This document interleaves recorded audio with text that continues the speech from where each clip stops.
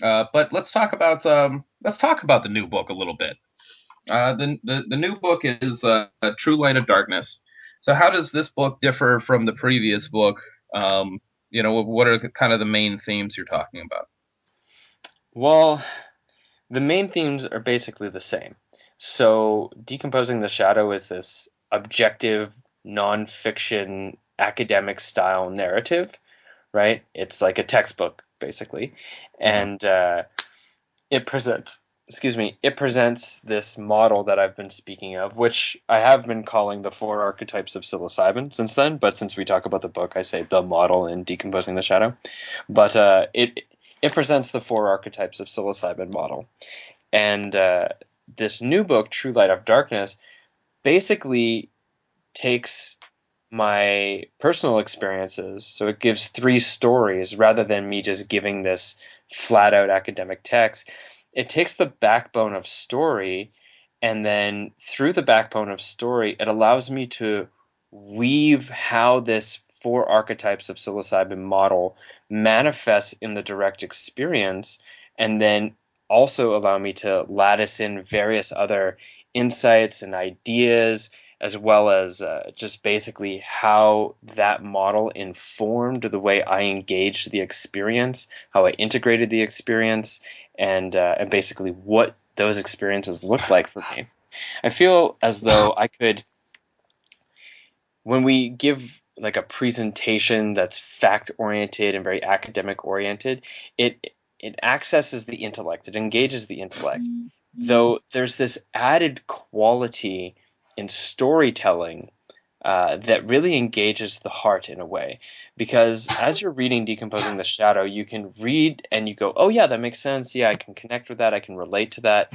When you're reading somebody's story, you. I believe that the same, say, mirror neurons that go off when you're watching a YouTube video of someone, falling off their skateboard and you're like, oh God, oh, right? It's the same Sure. things when you're reading a story and you're really relating to the character.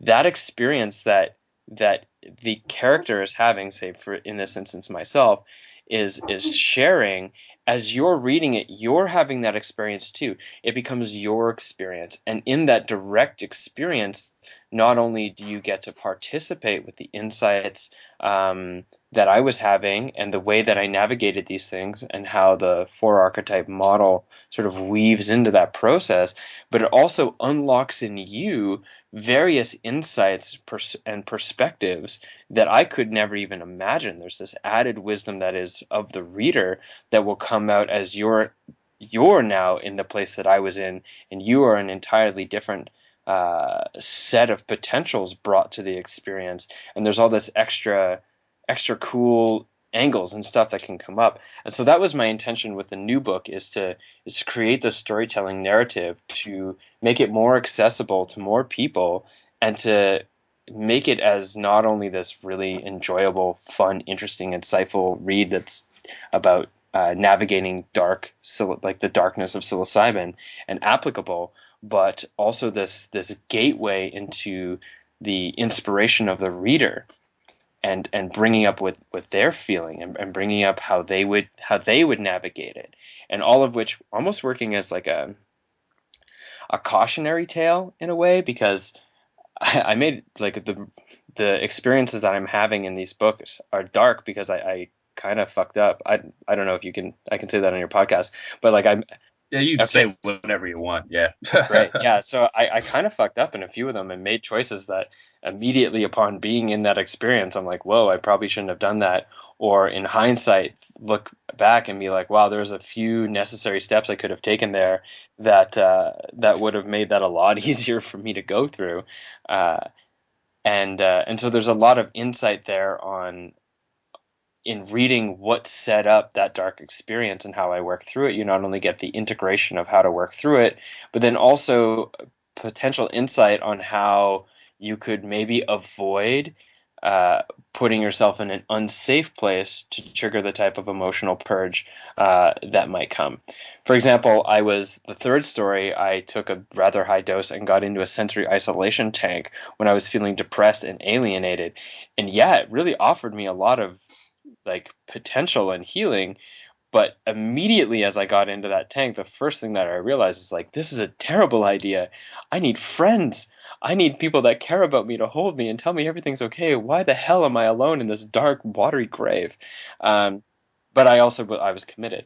But anyway, so there's a lot to the new book that I don't even know yet. I only know what I've offered. You know, the thing with literature is that, and this is what I'm really interested in now, is that with literature, you you offer so much more than what you believe to be offering, because not only am I offering what I intend to offer, but most of that book was written in this deep trance that I get into when I write. Of course, it's all been refined and edited and yada yada, but in that trance state, stuff comes out of my subconscious that I can't even see. Just like I would need an editor to catch certain spelling or grammatical errors that I wouldn't catch because my conscious mind only sees what I thought I'm supposed to see. The content, I only really know the content that I intended to offer. That it's when the subconscious of the writer is offered to the reader in literature that all these new things can come out of the work, which include the insights, perspectives, and points of relation that come up in the reader. Absolutely, yeah, yeah, and I think anybody of the artistic mindset understands that state. I'm a writer as well. Yeah, I'm sure there are a lot of people listening are artists of one type or another, but you do get into that creative um, trance state, like you said, where it just kind of comes out. Like William S. Burroughs used to do the automatic writing, for example. Mm-hmm. So things would just come out. Um, and then he would read through it later and think, well, where the hell did that come from? Somewhere within the subconscious. Mm-hmm. But that creative state, I mean, it's an interesting place to get into, and I think it's an interesting thing that you put together this book this way.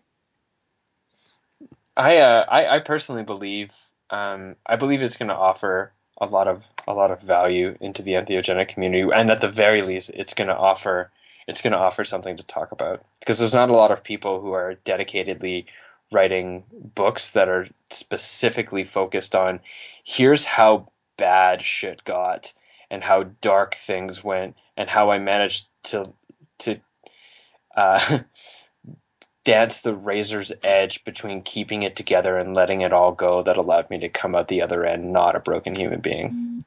Sure, I mean, it makes me think of Jean-Paul Sartre. He used to say that writing fiction was a better way of conveying philosophical ideas than writing a dry, kind of, manifesto on your philosophical ideas, right? So his first novel, Nausea, came out of that.